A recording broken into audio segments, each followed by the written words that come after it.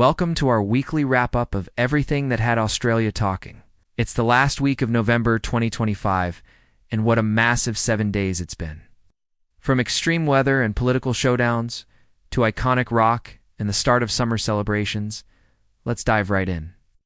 Our top story this week has undoubtedly been Tropical Cyclone Fina.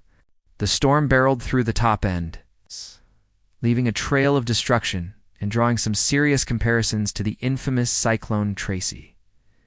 Communities across Northern Australia are now in full recovery mode, dealing with power outages, road closures, and extensive cleanup efforts. The system is now tracking towards northern Western Australia, so the crisis isn't over yet. This event has been a stark reminder that we read deep in cyclone season and highlights just how vulnerable our northern regions are to extreme weather. The focus online has been on emergency services, weather updates, and community support, showing once again the critical importance of being prepared. Meanwhile, down in Canberra, it was the final sitting week of federal parliament for the year, and the tension was palpable. The government was pushing hard to get its new nature law reforms passed before the break, but it hit a major roadblock. The coalition stood firm, blocking the legislation and delaying what the government had hoped would be a signature environmental win for 2025. As you'd expect, this end-of-year rush brought all the political drama.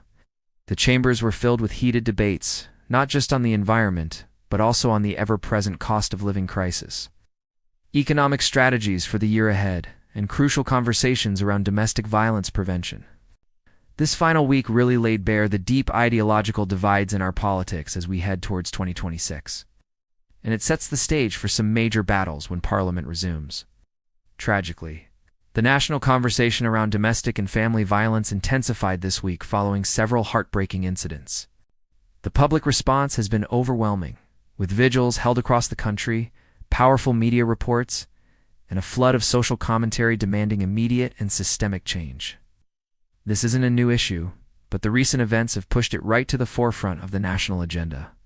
There's a growing chorus of voices calling for tougher protection laws, improved police responses, and a much stronger focus on prevention.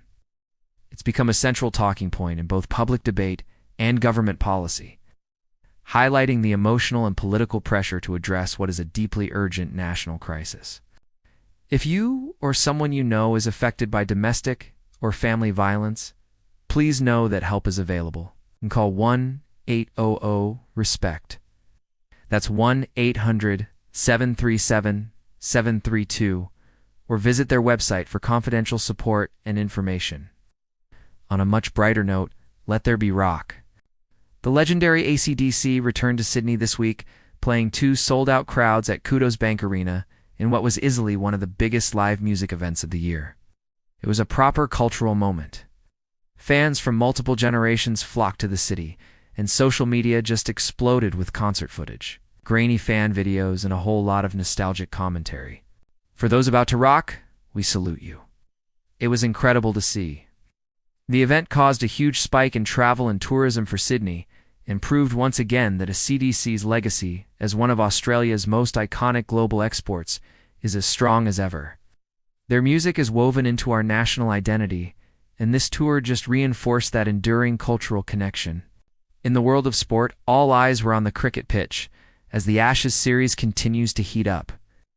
After Australia's dominant performance in the first test, the pressure is now squarely on England to respond. The entire week has been filled with analysis, with fans and commentators dissecting every single aspect of the game. Debates are raging online about team selection for the next match, pitch conditions, and whether England has the confidence to bounce back and make a real series of it. The Ashes is more than just a game in Australia. It's a cultural institution, and the evolving narrative of this series has the nation completely captivated. We'll be watching very closely to see how the next chapter unfolds.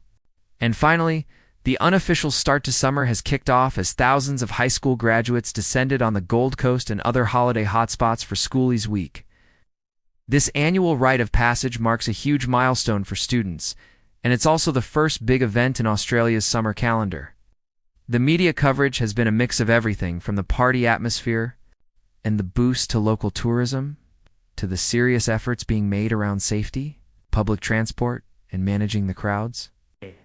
As always, the public response is a balance between celebrating this moment for young people and expressing genuine concerns about safety, alcohol consumption, and curfews. Schoolies is always a fascinating snapshot of Australian youth culture and the seasonal shift into holiday mode. So there you have it. From the fallout of Cyclone Fina and high-stakes political negotiations in Canberra, to the return of a rock and roll giant, the drama of the Ashes, and the beginning of summer celebrations, it was a week that truly captured the contrasts of Australian life, balancing crisis response with national pride and seasonal festivities. Thanks so much for tuning in. If you enjoyed this weekly wrap-up, make sure to hit that like button, subscribe to the channel, and ring the bell so you don't miss our next update. We'll see you again next week.